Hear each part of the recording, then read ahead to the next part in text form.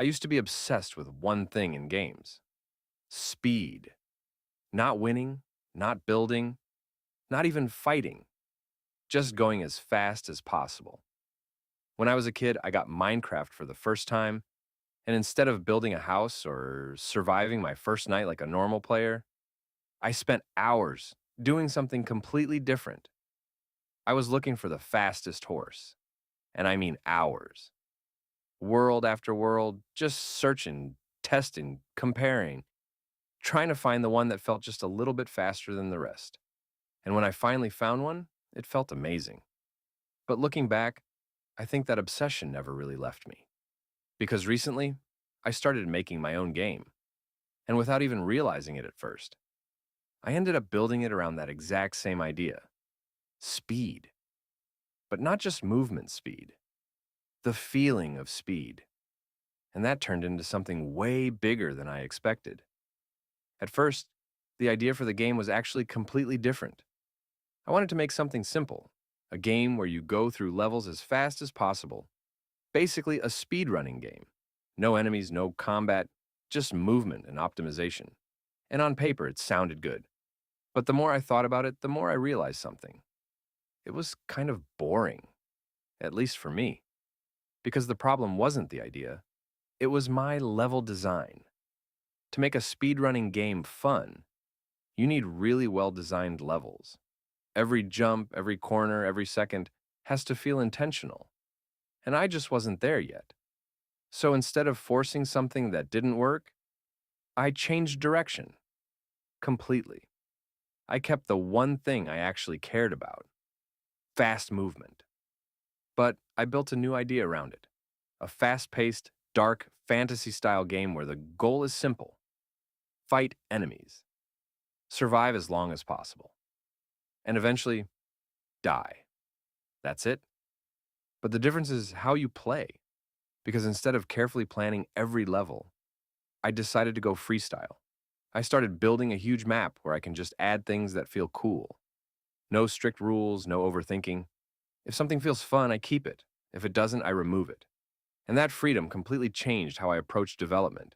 It stopped feeling like work and started feeling like playing my own game. And to actually test all of this, I added some basic enemies. Nothing too crazy for now. They can chase you. They can follow your movement. But they don't even deal damage yet. So technically, they're not that dangerous. But even like this, they already changed how the game feels. Because now, movement isn't just about going fast. It's about reacting, positioning, staying in control. You're constantly thinking, where do I go next? How do I avoid getting surrounded? How do I keep my speed without messing up? And even without real danger yet, it already feels way more alive, which is actually a good sign. Because once I add proper combat and damage, everything will become way more intense. Because in a fast-paced game, movement isn't just a feature, it is the game. So that's where I focused most of my time. And right now, I've built a few core mechanics that define everything. The first one is dash. Pretty simple on the surface, but it completely changes how you move. It lets you instantly gain speed, reposition, or escape danger. And when enemies are chasing you, that split-second movement can save you. Then there's sliding. But not just a basic slide. You can slide right after a jump, which creates this kind of bunny hop flow. And that's where things start to feel really fast. Because instead of stopping and starting, you're constantly moving, constantly chaining actions together. And when you're being chased, that flow becomes the difference between surviving and getting hit. Then I added something a bit different. You can teleport to an arrow. So if you shoot an arrow, you can instantly move to where it lands. And this changes everything. Because now you're not just reacting, you're planning movement ahead. You can shoot an arrow somewhere safe and teleport out of danger instantly, or use it aggressively to move through enemies. It adds this extra layer of control that makes the movement feel even more satisfying. And then there's wall jumping. This was a nightmare, because out of everything I've made so far, This is the one thing that should have been simple. At least that's what I thought. I mean, it's just wall jumping, right? You touch a wall, you press jump, and you jump off it. Easy. Except it wasn't. Not even close. I spent 2 weeks trying to get this to work properly. 2 weeks. And the worst part is, the problem wasn't even that complicated. I just didn't understand one small detail. At first, I thought the issue was the code. So I kept rewriting it again and again, trying different approaches, changing value, testing everything I could think of, and nothing worked. And then I realized something. You can't just be on a wall-to-wall jump. You have to be pushing into it. That was it. That one detail. The entire time, I was missing that.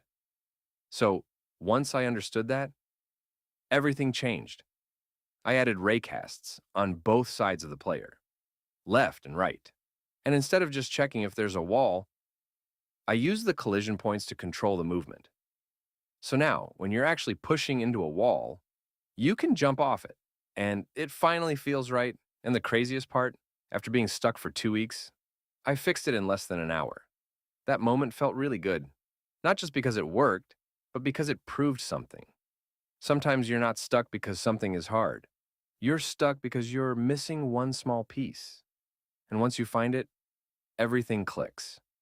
Right now, the movement system still isn't finished. I'll probably add more mechanics later, improve things, make everything flow even better. And the enemies are still basic too. But even like this, it already feels fun.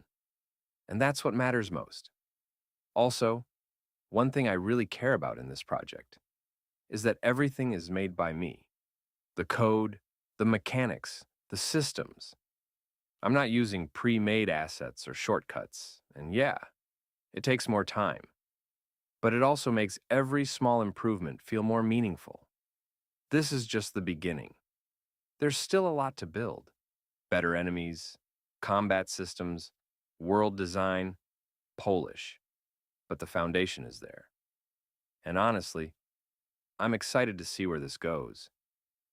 If you want to follow the progress of this game and see how it evolves, make sure to subscribe and like the video.